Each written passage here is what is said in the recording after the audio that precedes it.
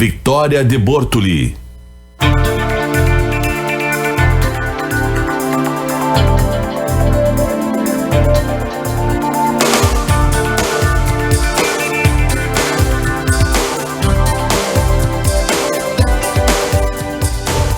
Muito boa tarde, Santa Maria. Eu sou a Victoria de Bortoli e esse é o DNA, o programa de entrevistas que revela a identidade da nossa gente aqui, na CDN. E nesse feriado do dia 12 de outubro, eu te convido a conhecer um pouquinho mais da história de algumas personalidades que se destacam em diferentes áreas de atuação aqui em Santa Maria e também na nossa região. Hoje conosco na técnica, Marcelo Cabala. E antes de eu contar para vocês quem é o nosso entrevistado de hoje, a gente vai fazer uma viagem no tempo e ir para o ano de 1954. Neste ano, no Brasil, a morte do então presidente Getúlio Vargas causava comoção pública. Nos Estados Unidos, o cantor Elvis Presley gravava o seu primeiro disco. Neste mesmo ano, morreu a pintora mexicana Frida Kahlo. E em 1954 nasceram diversas personalidades, como a apresentadora Oprah, a atriz Regina Casé, e no dia 6 de janeiro de 1954, o nosso entrevistado de hoje, Maurício Leite, que é promotor de leitura e idealizador do projeto Mala de Leitura. Maurício, seja muito bem-vindo ao DNA. Obrigado, boa tarde aos ouvintes, boa tarde, Vitória. Obrigado pelo convite. A gente que agradece de te receber aqui para contar um pouquinho da tua história e da tua trajetória. E para quem está nos ouvindo na CDN, eu vou apresentar rapidamente o Maurício. O Maurício Leite nasceu no Mato Grosso do Sul e na sua terra natal fez o curso de magistério. Na década de 80, começou a contar histórias e desenvolver o prazer da leitura em aldeias indígenas e escolas rurais na ilha do Bananal. Ele é um dos idealizadores do projeto Malas de Leituras, que é apoiado pela Unicef, e já viajou o mundo todo espalhando malas cheias de livros. E agora ele está aqui em Santa Maria para participar da Feira do Livro, para espalhar um pouquinho mais de literatura. É isso mesmo, Maurício? É isso mesmo.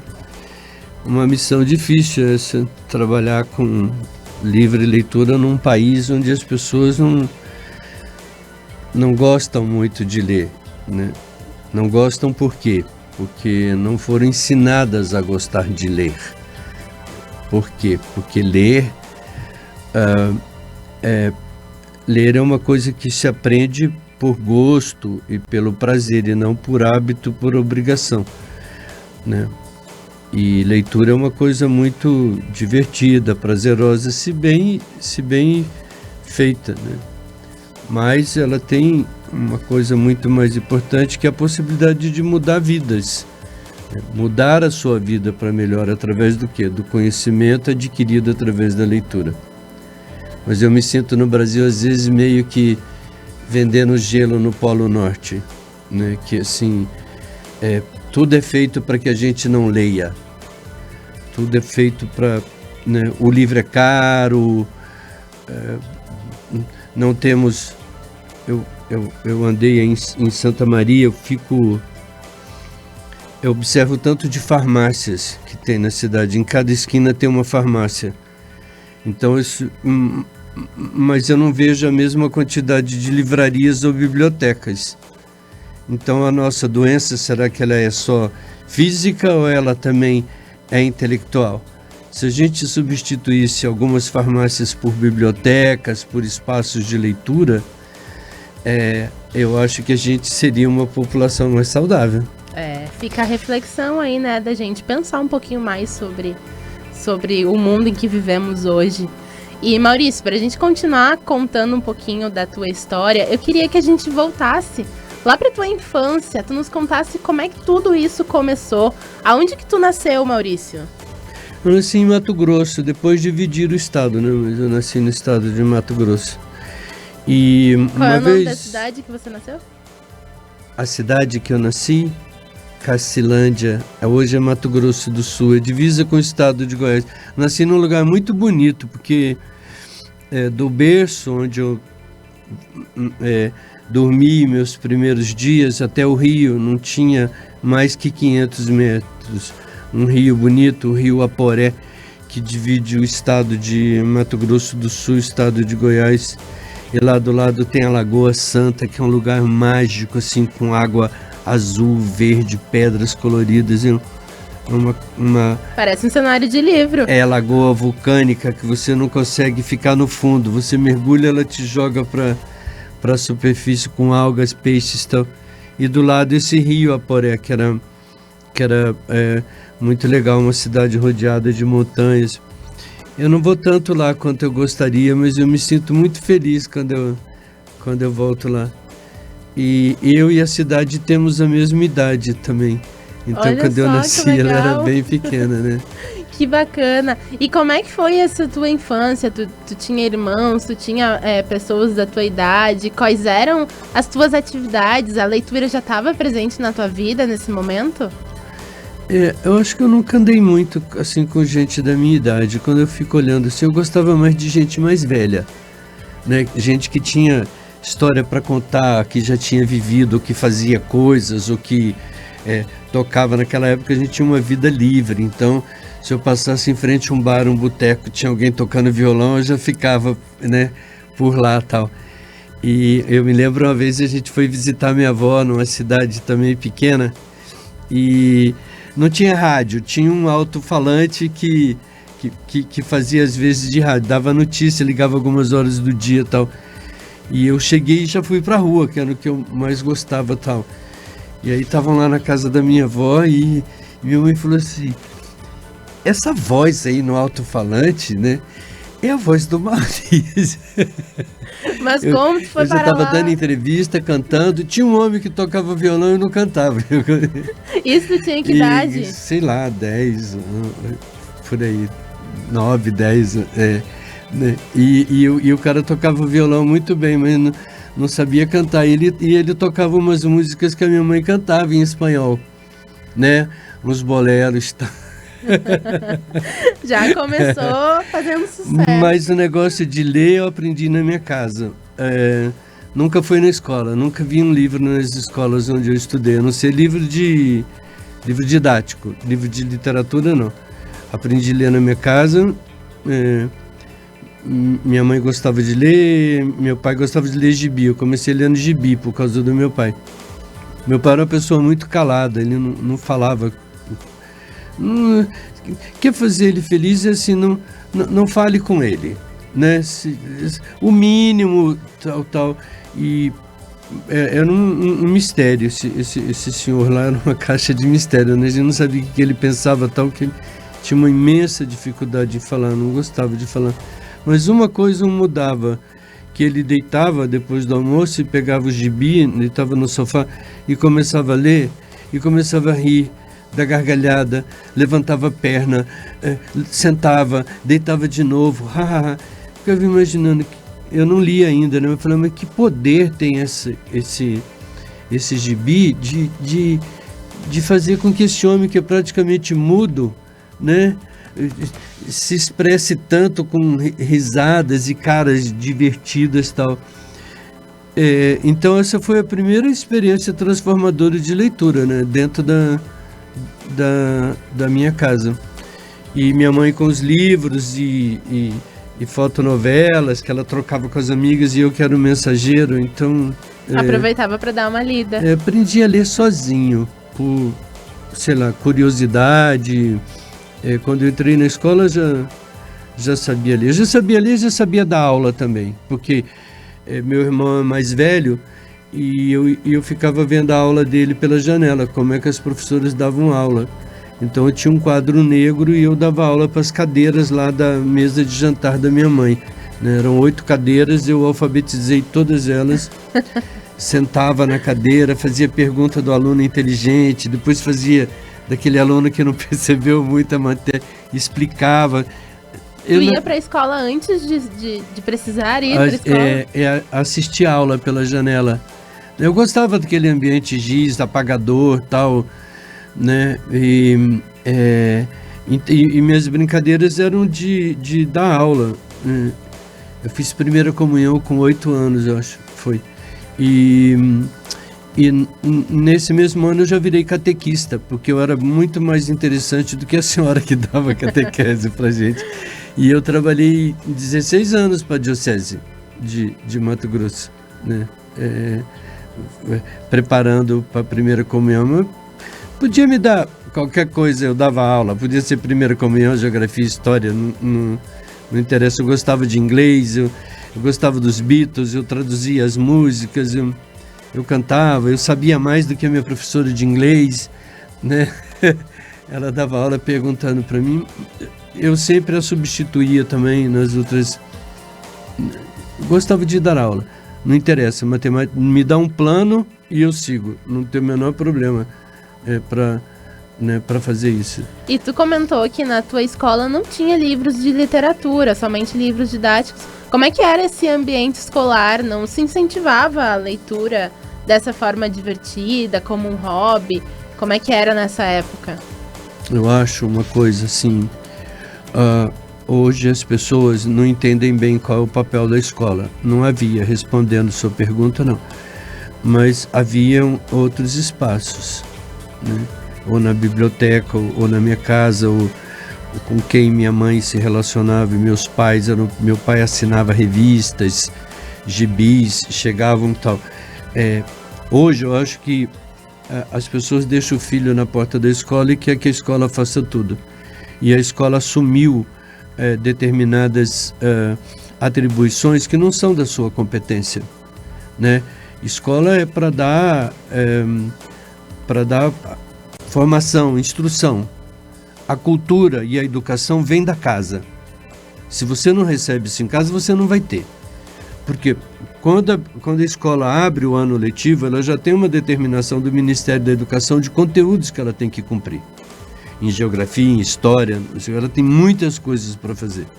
Hoje o professor assume papel de pai, mãe, médico, pedagogo, líder espiritual, tudo. E eu acho que isso causa muita confusão hoje. Qual é o verdadeiro papel da escola? E qual é o verdadeiro papel social? E qual é o verdadeiro papel da casa? Eu, sempre que posso, trabalho com a leitura em espaços sociais e não espaços escolares. Mesmo porque a escola já recebe hoje no Brasil, as escolas recebem o que há de melhor da literatura infanto-juvenil. Através do FNDE, os kits de leitura não são em quantidade suficiente, mas são um acervo composto de muita qualidade e diversidade. Então, o que falta é uma política de leitura dentro da escola, né? Como promover o livre a leitura, mas promover o livre a leitura para quê? Pelo prazer, pelo gosto, não é para dar nota, não é para corrigir, não é... Outro dia eu fui numa escola, aqui por perto até, e uma pessoa lá me disse que usava o gibi do Chico Bento. Eu falei, que bom, adoro Chico Bento. Tal. Eu falei, mas eu uso para corrigir erro de português. Aí eu falei, mas isso não é o papel da escola, né? Você dispõe de outros recursos para explicar, né? Para ensinar sobre erro de português. A leitura sempre tem que ser... Você não canta uma música porque alguém te obrigou a decorar. Você canta porque ela bateu no seu coração e, né? E ficou ali. Deixa eu dizer que te amo. Te emociona, te encanta. Lembra alguém que você gostou, lembra alguém que você está gostando, lembra uma saudade, né? Então, a leitura tem que ser como a música, pelo gosto, pelo prazer, o prazer em pegar. O Brasil é um dos países do mundo, um dos maiores do mundo na literatura infanto-juvenil. Nós somos um dos mais premiados no mundo, traduzidos no mundo todo, os nossos escritores, os nossos ilustradores, os nossos editores. E isso é uma contradição, né? Os nossos escritores, ilustradores e editores recebem os melhores prêmios de literatura do mundo. As grandes feiras de leitura e de livros do mundo sempre fazem homenagem ao Brasil, levam gostam da nossa literatura, consomem, dão prêmios, mas infelizmente isso não se traduz em livros lidos no Brasil pelos leitores, aqui no caso que eu estou falando, criança e jovem. É uma contradição. Sim. E voltando um pouquinho à tua história, Maurício, a gente contou ali dessa parte da infância que tu já dava aula, fez catequese, e sempre teve na tua vontade, assim, quando tu imaginava, quando tu crescesse, tivesse que ter alguma profissão, de seguir algum rumo que fosse ligado à educação e à literatura? Ou tu pensava em ser outra coisa? Eu pensava em morar em Nova York. É um bom Minha plano. mãe sempre falava, de onde esse menino tira essas ideias, né? Tudo meu era Nova York, eu vivia... Eu lia muito, e lia muito também gibi americano, mas assim, é que Nova York não é uma cidade tipicamente americana, é uma cidade mundial, né? Lá tem o mundo todo, tem gente de todas as nacionalidades. Eu queria, não sei porquê, eu queria morar em Nova York e só, não tinha assim uma coisa definida. Sobre a profissão, eu acho que eu soube desde cedo o que eu ia fazer. O que me deu um pouco de destaque foi fazer o que os outros não estavam fazendo, né? Que é, os meus alunos liam, e os meus alunos cantavam Chico Buarque, João Gilberto, Caetano Veloso, Edith Piaf, Mahalia Jackson, Beatles, os boleros em espanhol da minha mãe, né? É aquilo que eu gostava, e eu sempre transmiti isso. Eu trabalhei muito tempo com alfabetização de adultos, e todo dia eu começava a minha aula lendo uma história muito boa que eu tinha preparado, como eu pretendo ler algumas aqui, incríveis, e dizia, olha, essas histórias estão aqui no livro, se você aprender a ler, você não precisa de mim. Então minhas aulas sempre foram marcadas por livro, leitura, música, arte, pintura, as coisas que eu gosto, né? E na medida em que vou conhecendo, vou transmitindo. Como eu acho a leitura uma arte completa, porque na leitura você tem a pintura, você tem o cinema, aliás, muitos livros são adaptados para cinema, você tem o rádio, você tem tudo. Quem lê, você traz o mundo para sua mão, para sua cabeça e para o seu coração. E isso é que vai mudar a sua vida, né? O que vai mudar a sua vida é o tamanho do seu sonho. E quanto mais você ler e conhecer, maior esse sonho será. Maurício, a gente vai para um rápido intervalo, mas antes, nos responde, realizou o sonho de morar em Nova York? Ah, sim. Sempre quando eu me acho perdido, eu vou para lá. Eu vou dizer uma coisa para você, eu estudei, me formei, fui para o Rio de Janeiro, e eu queria ir para Nova York, não deu, aconteceu uma coisa na vida que não deu para ir, e eu recebi um convite para ir trabalhar na Ilha do Bananal com aldeias indígenas e escolas da Zona Rural. A gente conta mais um pouquinho dessa história no segundo bloco. Vamos para um rápido intervalo e já voltamos.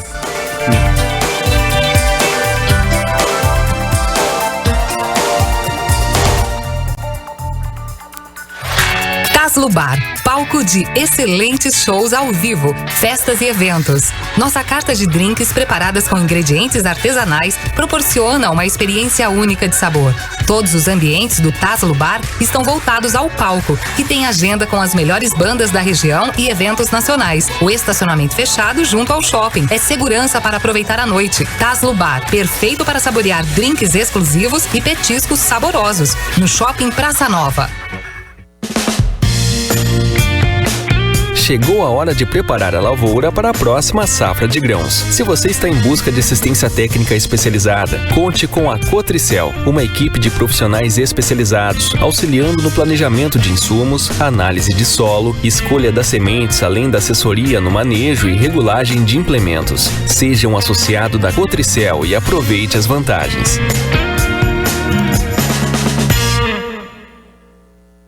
No mês da criançada, o Royal Plaza Shopping se transforma em uma caixinha de surpresas. Entre os dias 1 e 17 de outubro, ao soar do apito do Royal, traz diversas atrações para entreter e surpreender os pequenos. Oficinas de bambolê, malabares, shows de mágica, espaço kids gratuito e muito mais. Aproveite o mês mais barulhento e venha participar desta bagunça. E aos domingos, o estacionamento coberto é gratuito. Royal Plaza Shopping, completo pra você.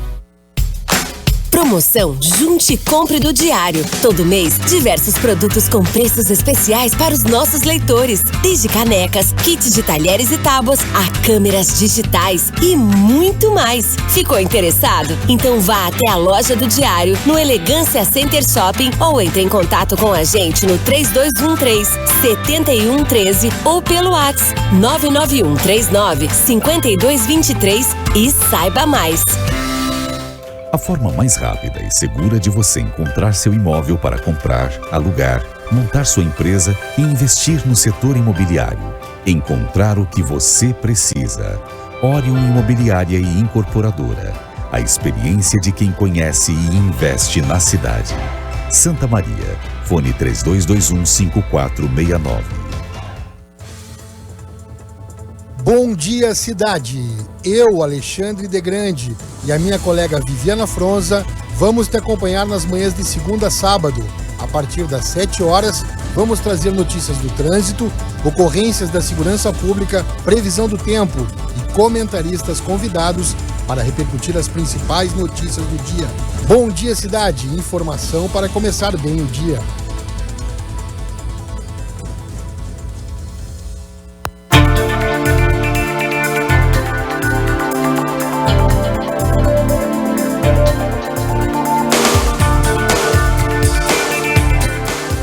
Estamos de volta com o DNA, a identidade da nossa gente.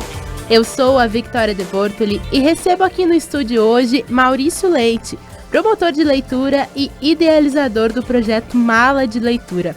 Lembrando que quem está nos acompanhando nesse feriado de 12 de outubro, interaja conosco, nos conte de onde você está nos escutando, mande um recadinho no nosso WhatsApp 55991362472. Maurício, a gente terminou o primeiro bloco falando do teu sonho de realizado de ter ido para Nova York. Ilha do Bananal, muito longe de Nova York.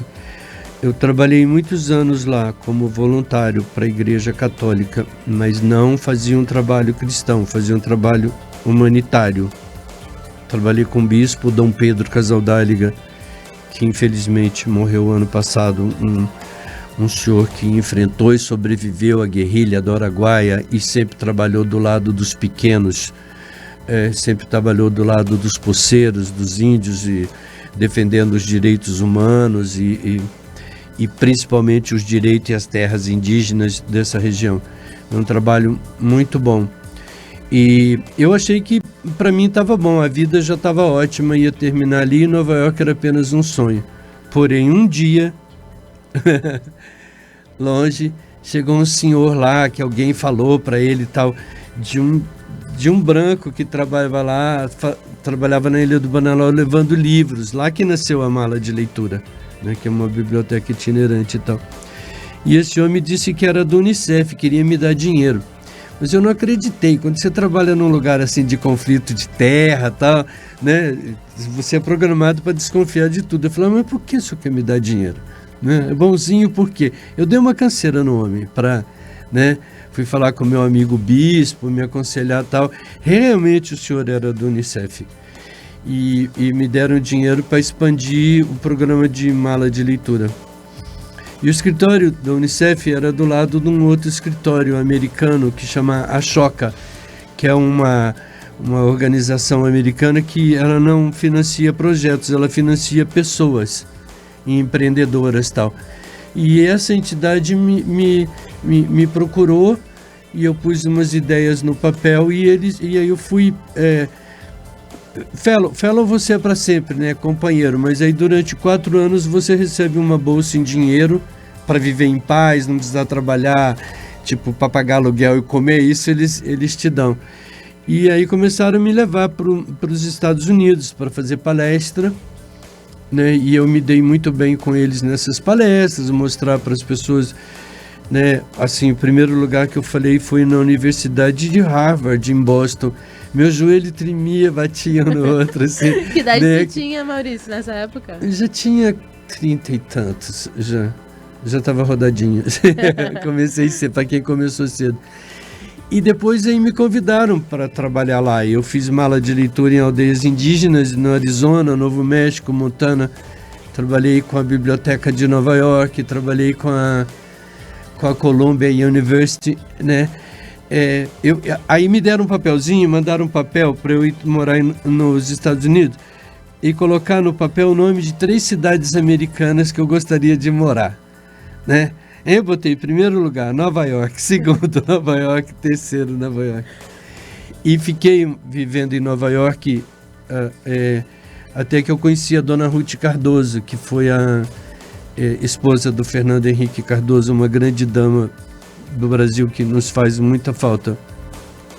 Eu a conheci lá e ela me convidou para trabalhar com ela num programa chamado Alfabetização Solidária. Inclusive eu estive no Sul nessa época, em 9 cidades, estive em Santa Cruz, assim, era a possibilidade de conhecer o Brasil inteiro com o meu trabalho, com as minhas ideias e com os meus livros.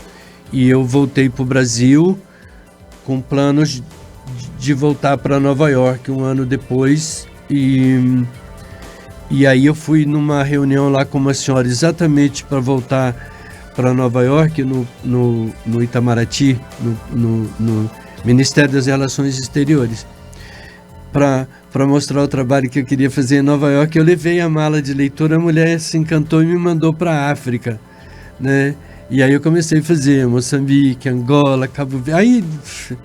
Aí foi viajar o mundo. Aí fui viajar o mundo. Atualmente eu vivo em Portugal, mas vivo aqui no Brasil também. Gosto muito de viver fora do Brasil, gosto de viver na Europa, mas jamais deixaria o Brasil e jamais deixaria de ter um trabalho aqui na minha terra, na minha língua, onde eu posso cantar de galo, brigar, né? Na terra dos outros você é sempre estrangeiro. Então hoje eu vivo assim meio que de galho em galho. Mas voltando um pouquinho, Maurício, na tua história, a mala azul, como é que ela é concebida? Da onde que vem essa ideia de botar livros dentro de uma mala e sair contar histórias? No meu caso, eu não conto, né? Eu leio. Porque o objetivo é promover livre leitura, então assim, aqui eu tô contando história, mas quando eu trabalho eu pego pesado. É com livre leitura, né? Esse é o assunto comigo. Eu sempre tive uma mala desde criança, né? Alguém um dia tinha uma mala velha na minha casa e eu associava a mala à viagem, então eu botava ali dentro as coisas que eu gostava, brinquedo, livro, figurinha. Eu sempre tive meus livros. Ela acho que nasceu junto comigo. Assim que eu comecei a entender que mala era para viajar, eu comecei as viagens em cima do pé de goiabeira do quintal da minha casa. Subia com a mala lá para cima, aquilo virava avião, virava nave espacial e, né, eu sempre fiz essas viagens, porque quem lê tem essa liberdade de viajar. Quando eu fui trabalhar na Ilha do Bananal, eu dava livro, eu comprava livros com o meu dinheiro, que não era muito. E eu levava para os professores e eles levavam um caderno de caligrafia e papel carbono e copiavam um livro à mão para levar para os alunos, ou eu ligava para escritores, para editores, eu levava livro, mas as escolas eram de palha, pegavam fogo,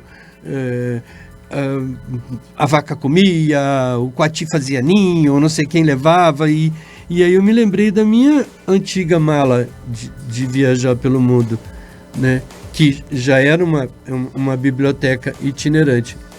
Agora, o maior tesouro são os livros que estão lá dentro. Não é qualquer livro, não é qualquer coisa, não é qualquer gororoba que eu boto lá dentro. Ali dentro só vai o bom e do melhor do mundo do livro e da leitura. Essa que é a diferença da mala. Se alguém faz uma coisa, eu já faço diferente. Se eu vejo alguém, né, trabalhando com livro, eu vou procurar um outro Isso me bota o tempo todo dentro de livrarias. Eu compro muito meus livros, aliás, quero dizer aqui para os ouvintes que 80% dos meus livros eu compro em sebo. Eu compro na estante virtual, pela internet, porque o livro ele tem que ser bom. Ele não tem necessariamente que ser novo, ele tem que ser bom, ele pode ser comprado de segunda mão. E aqui em Santa Maria a gente tem vários sebos muito maravilhosos bons. Lá na feira de leitura que está acontecendo agora, lá no centro de Santa Maria, a gente tem sebos maravilhosos. Mas se você considerar que o livro é um investimento, é um patrimônio, que se você cuidar dele, ele vai durar 100, 200, 300, 400, 500 anos, então não é caro. Também bota por terra, né, a teoria de que livro é caro. Então essa mala de leitura que foi que acabou me levando para o mundo. Né? Eu chego num lugar, num país, eles não falam o meu nome, eles falam assim, você é o homem da mala? Né? É ele o homem da mala? Né? É muito engraçado isso. Isso em várias línguas. Mas esse sonho da viagem, da viagem com a mala e pelo mundo dos livros, acabou que um dia eu entrei para esse mundo. Né? Teve um ano que eu viajei muito, eu fui em todas as Ilhas Canárias, fui para outros lugares, e já era fim de ano, assim, eu liguei para uma amiga que me conhece há muito tempo, há muitos anos, eu liguei para ela e falei, fala comigo, conta a minha história para mim, quem sou eu, o que você sabe de mim? Ela falou, por que isso? Eu falei, porque hoje eu estou me sentindo como se eu fosse uma personagem que desprendeu de uma dessas histórias e está perambulando por aqui, né? Que a vida fica tão gostosa, fica tão maravilhosa, né? De você poder conhecer lugares, pessoas e comidas diferentes e cultura diferente, e isso passou a ser meu mundo, como se eu tivesse saído mesmo da ficção e vindo para, né, para a vida real. Mas foi uma coisa construída pedrinha por pedrinha. Que legal. O Maurício, criança lá do Mato Grosso, não imaginava tudo que iria acontecer. Eu sonhava, mas assim, achava que aquilo que eu oferecia era pouco, né? Porque aqui no Brasil eu sempre tive imensa dificuldade em vender meu peixe, que é o livro. Ninguém acorda morrendo de vontade de ler, se eu não ler um Jorge Amado hoje eu vou ter um troço. Mas a gente tem o mesmo chilique para ter um sapato, para ter uma roupa, comer uma comida, fazer uma viagem. O brasileiro ainda não despertou esse seu desejo. O que nós temos que despertar no brasileiro, no Brasil, é esse gosto pela leitura e pelo conhecimento. Aí sim o país vai mudar. O país não vai mudar com o político, né?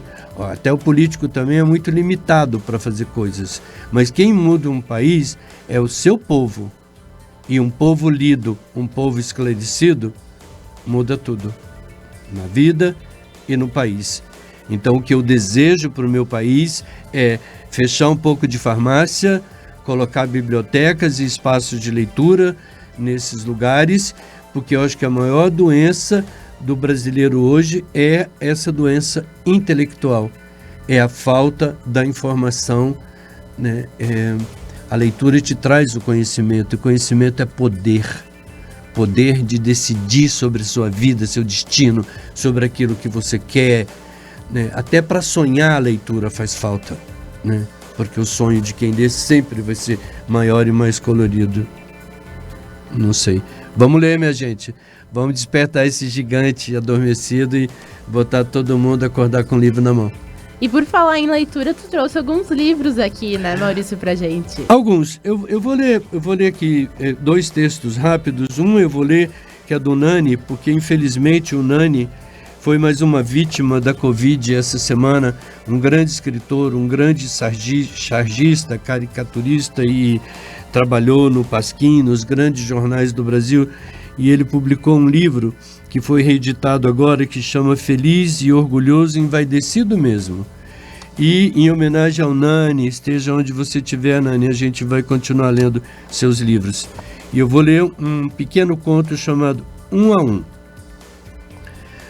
A família tinha 8 pessoas, o pai, a mãe e 6 filhos. Uma noite o pai disse, vou comprar cigarro. Saiu e nunca mais voltou. 2 anos depois, o filho mais velho, durante um jogo de futebol transmitido pela TV, levantou-se do sofá onde se encontravam os irmãos e disse: "Vou comprar cigarro." Saiu e não voltou mais. O mesmo aconteceu com os 4 irmãos. Saíram para comprar cigarro e sumiram no mundo. A mãe, temendo ficar só, fez o caçula prometer que nunca fumaria. Ele prometeu. A mãe, por via das dúvidas, escondeu um maço de cigarros para o caso do último filho quebrar o juramento e sair para comprá-los. Ela sempre teria cigarro para lhe oferecer e mantê-lo dentro de casa. O caçula, como havia jurado, nunca fumou. A mãe, porém, não resistiu ao maço de cigarro que escondera e fumou. E um dia de manhã, disse ao filho: "Vou comprar cigarro." E nunca mais voltou. Que bacana. São histórias assim, divertidas, que fazem pensar que E para complementar, né? então, eu não podia deixar de trazer um escritor gaúcho, Luiz Fernando Veríssimo, do livro Em Algum Lugar do Paraíso, também com o tema cigarro, que é divertido. Um dia ele disse que ia na esquina comprar cigarro e desapareceu. Não é força de expressão, não é um sentido figurado ou piada. Ele disse exatamente isso. "Vou ali na esquina comprar cigarro." Ficou 10 anos desaparecido. Há algum tempo reapareceu. Bateu na porta, a mulher foi abrir e lá estava ele. 10 anos mais velho, mas ele, quieto, sem dizer uma palavra. A mulher despejou sua revolta em cima dele. "Seu isso, seu aquilo, então você diz que vai na esquina comprar cigarro e desaparece, me abandona as crianças, fica 10 anos sem dar notícia e ainda tem o desplante, a cara de pau, o assinte, a coragem de aparecer desse jeito? Pois você vai me pagar. Fique sabendo que você vai ouvir poucas e boas. Eu não vou lhe perdoar nunca. Você está ouvindo? Nunca. Entre, mas prepare-se para..." Nisso, o homem deu um tapa na testa e disse: "Ih, me esqueci de comprar os fósforos." Muito legal, muito legal. Então tá aí, Luiz Fernando Veríssimo. Que legal, e depois dessas 2 histórias a gente vai para um rápido intervalo e já voltamos.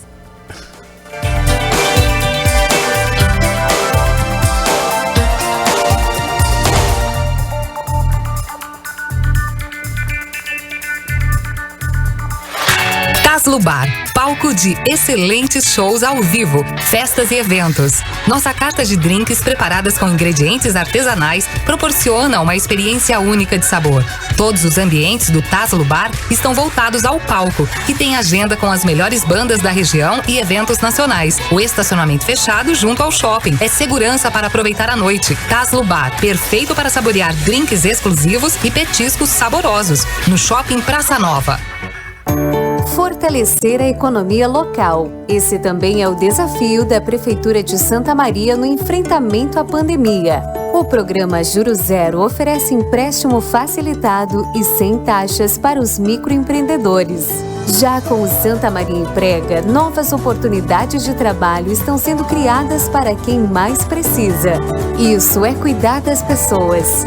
Prefeitura de Santa Maria, juntos contra o coronavírus. A imobiliária que está mudando Santa Maria e região tem seus canais de atendimento e comunicação em diversas redes. No Instagram, encontre a conta comercial pelo @Michael Oliveira Imóveis. No Facebook, procure pela página Michael Oliveira Imóveis. Você também pode conferir os melhores lançamentos do mercado imobiliário no canal do YouTube Michael Oliveira Imóveis. Acesse o site da imobiliária para encontrar as melhores oportunidades do mercado. michaeloliveira.com.br. Michael Oliveira Imóveis, mudar faz bem. Com o pronto atendimento virtual 24 horas da Unimed Santa Maria, você pode fazer consultas adultas e pediátricas sem sair de casa, pelo seu plano de saúde, Unimed Card, Uniped ou particular. É só acessar o app do Hospital Unimed Santa Maria no seu smartphone e seguir os passos na tela. É rápido, fácil e na hora que você precisa. Baixe o aplicativo e conheça essa novidade. Vestibular de Verão Antônio Meneghetti Faculdade. Faça parte da geração Anfi. Busque novos desafios, tenha atitude e seja apaixonado pela construção da sua melhor versão. Antônio Meneghetti Faculdade. Muito mais que uma graduação, uma formação para a vida. Vagas abertas para os cursos de Direito, Administração, Ontopsicologia, Sistemas de Informação, Pedagogia e Ciências Contábeis. Faça sua inscrição pelo site faculdadeam.edu.br. Memória. Nas tardes de domingo, você está convidado para relembrar o passado com Luísa Neves e seus convidados no programa Memória. Te esperamos para falar sobre lembranças históricas, acontecimentos e curiosidades de Santa Maria. Memórias, um encontro com lembranças da nossa cidade.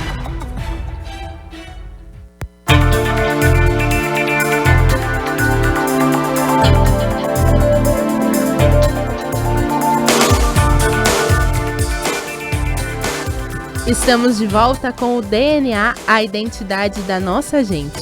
Eu sou a Victoria de Bortoli e recebo aqui no estúdio hoje Maurício Leite, promotor de leitura e idealizador do projeto Mala de Leitura.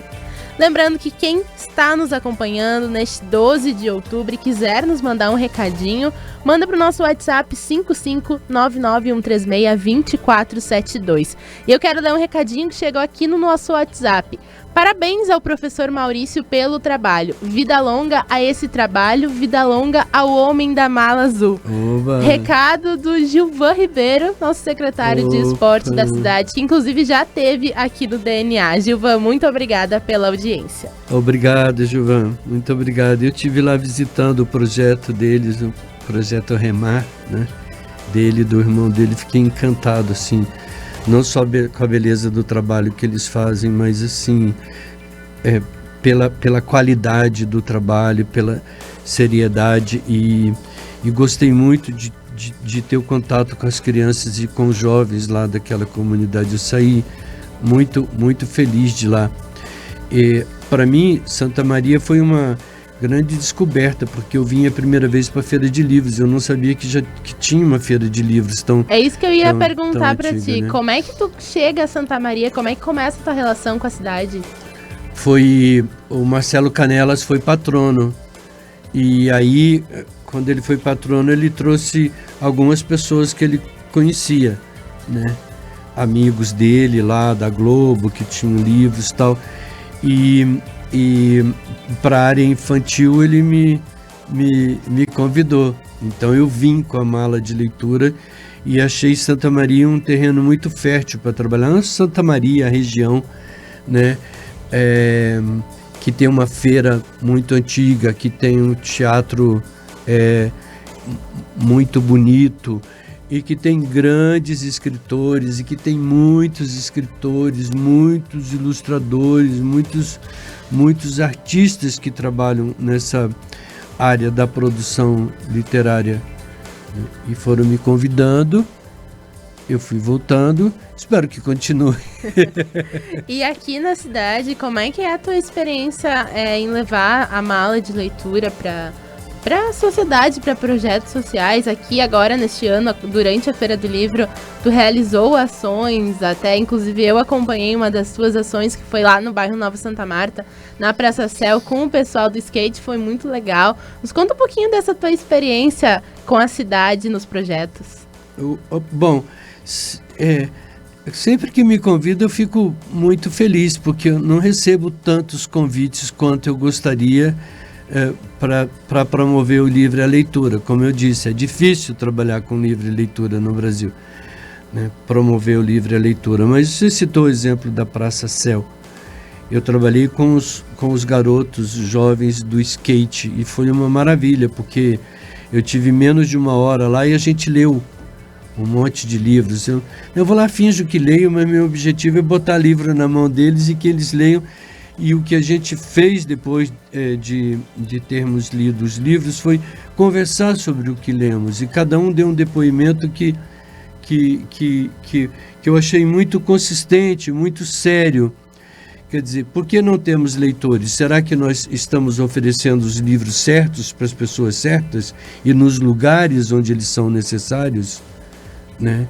porque o que eu sinto, onde eu chego, tanto no projeto Remar, lá desses irmãos maravilhosos, campeões olímpicos, atletas olímpicos, que eu gosto muito de trabalhar com atleta, porque eles têm uma coisa que eu admiro muito, que é a disciplina, né? E eu tento botar muita disciplina também naquilo que eu faço. E o skate também é uma disciplina, é quase uma religião, né? Skate, o jeito, né? A força com que eles fazem isso, o pé quebrado, a canela furada, a barra da calça sujando a sangue, eles estão lá fazendo aquilo que mais gostam. Acho que essas pessoas que fazem isso já oferecem para a gente um campo muito fértil para você trabalhar o livro, a leitura que demanda ali uma certa concentração, né? Para você ler um livro, um abandono. E para mim, Santa Maria foi uma grande, grande surpresa. Eu gosto muito dessa cidade e fiz muitos e bons amigos aqui.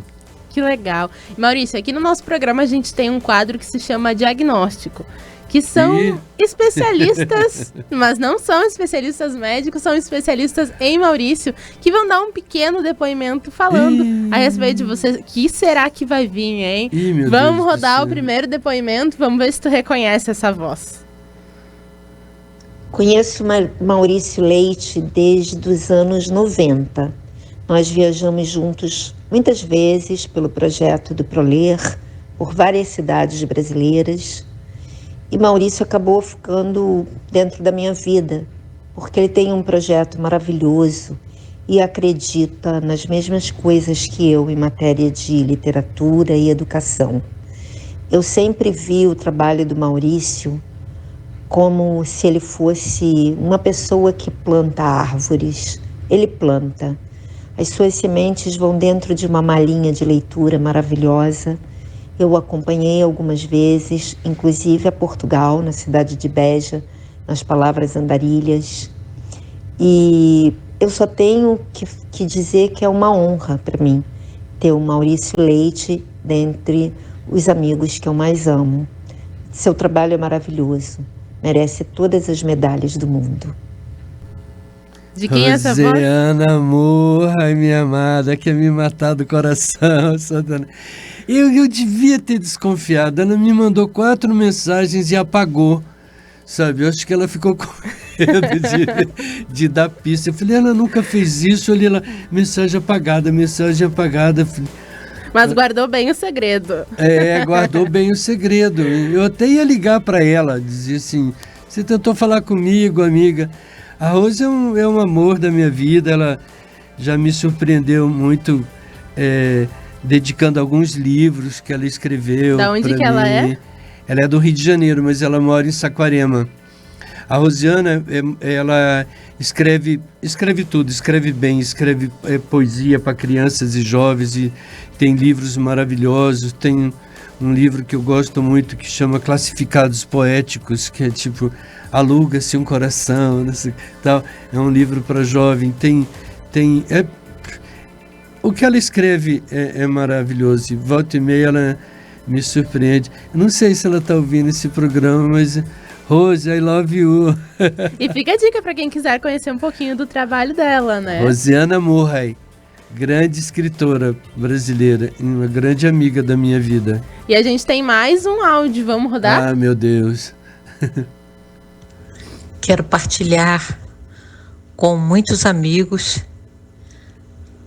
esse testemunho que posso dar sobre Maurício Leite. Maurício é um cavaleiro andante, desses em que o rocinante é um avião ou um barco, que luta contra os ventos e os seus moinhos, como quem defende ardorosamente uma bem-amada, e a bem-amada é a leitura. Eu partilho da experiência do Maurício há muitos anos e só posso me alegrar de ser uma de suas companheiras nessa grande viagem que é fazer com que os outros encontrem a mesma alegria que nós encontramos de partilhar a história em tempos e lugares tão diferentes trazidos pela ficção, sobretudo a ficção que a gente pode distribuir, que a gente pode viver com as crianças. Muito obrigada por essa chance de dizer isso em voz alta. De quem é essa voz? Essa voz é da Eliana Yunes, mas ela é mais que minha companheira de trabalho e de vida. Ela é minha mestra. A Eliana conheci na Fundação Nacional do Livro Infantil e Juvenil. Ela é criadora da Cátedra Unesco de Leitura. É uma pessoa que ilumina a minha prática. Eu sou muito ruim em teoria, mas eu tenho grandes aliados que são bons nisso. A Eliana é doutora, pós-doutora, formada aqui, formada na Espanha, formada nos Estados Unidos. É um farol do saber, é uma pessoa que eu recorro a toda hora que eu necessito de alguma coisa inteligente para fundamentar o que eu faço, que me explique alguma coisa. Ela já esteve em Santa Maria. A Rosiana Murray também já esteve aqui em Santa Maria fazendo palestras, e a Eliana também. A Eliana é uma pessoa muito importante na minha vida, assim como a Rosiana Murray. O que eu posso dizer disso, assim, qualquer coisa que eu possa dizer sobre o que eu ganhei na minha vida com essa profissão. Eu ganhei pessoas como a Rosiana Murray na minha vida, como a Eliana Yunes e tantas outras pessoas maravilhosas que a minha profissão me permitiu conhecer. E tem mais uns recadinhos para ti. Ai, meu Deus. Vamos rodar mais 2 depoimentos aí na sequência. Pegaram família não, né? Maurício Leite é uma força da cultura, uma força da humanidade que habita em cada narrativa dos livros que ele leva dentro de uma mala. Maurício Leite é o homem da mala azul, peregrino da cultura, que saiu contando histórias na América Latina, na África, na Europa, e que eu tive a sorte de conhecer fazendo uma reportagem para o Fantástico, e de ter me tornado amigo dele. E um dos meus maiores orgulhos nessa vida é ter apresentado Maurício a Santa Maria.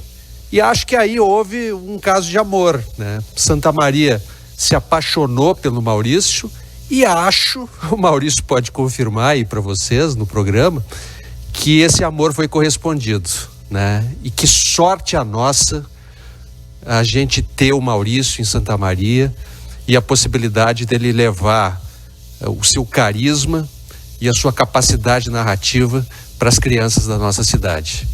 Meu amigo Maurício, quero deixar um grande abraço para você e vamos em frente, né? Porque só a cultura pode salvar esse país. Beijo grande. O Maurício Leite me foi apresentado pelo Marcelo Canelas, quando o Marcelo foi patrono da Feira do Livro. E desde então a gente tem trabalhado em várias frentes aqui, na promoção das leituras, em ações de formação de novos leitores em Santa Maria, em Agudo, em Santa Cruz, e formamos assim uma equipe que anda pela cidade. A gente se diverte também, né, fazendo o que a gente gosta de fazer. O Maurício é um amigo que a vida nos deu. Então, como é que funcionou toda a minha caminhada na mala da leitura? Quando eu tinha meus 16 anos, estava no 2º ano do curso normal, que é o comumente chamado magistério. Eles começaram a aplicar um projeto lá com as crianças, que daí a gente ministrava a aula, fazia as oficinas. E daí eu fiz uma oficina com o Maurício, e daí desde então a gente teve um envolvimento muito grande. Comecei a participar mais das malas de leitura, quando a gente ia nas escolas. Daí eu comecei a ter muito gosto por leitura, e com tudo isso o Maurício começou a me apresentar mais da questão dos livros e tal. Ele começou a me ensinar melhor, comecei a participar com ele, fazer uns trabalhos juntos, E a mala de leitura, meu, é uma coisa muito magnífica, assim, ó, que tem muito a agregar para essa cidade, que é incentivar a cultura, né? Incentivar a leitura, que é uma coisa que muitos não fazem. E eu fico honrado de poder participar de tudo isso. Ouvimos 3 vozes, de quem foram? A vida, vocês vasculharam a minha vida, viu? Eu vou parar aqui antes que vocês botem mais gravações que não devem. Conta para os nossos ouvintes de quem foram essas vozes. O Marcelo Canelas foi um divisor de águas na minha vida. E a Rose, que vem a seguir também. Como ele disse, ele fez uma matéria do Fantástico sobre o meu trabalho.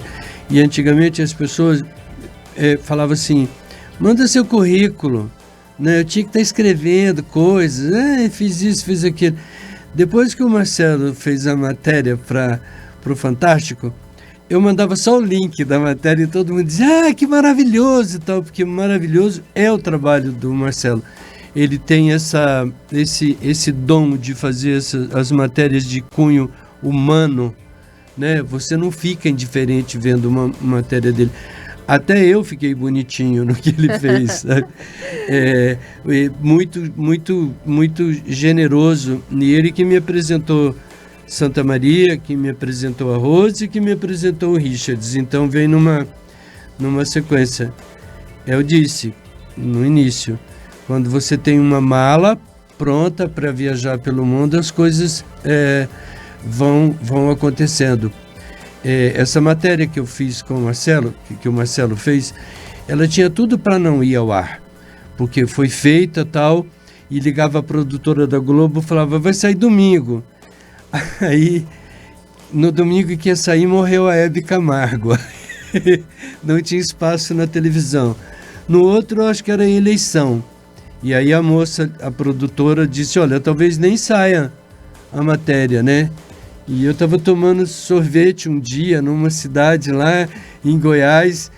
Domingo à noite aparece a matéria na televisão. Que legal. Maurício, infelizmente nossa hora passou muito rápido. Já foi? Eu nem posso falar da Rose, que também foi um divisor de águas. Rose, você mudou minha vida para melhor. Richard, você é uma pessoa impecável.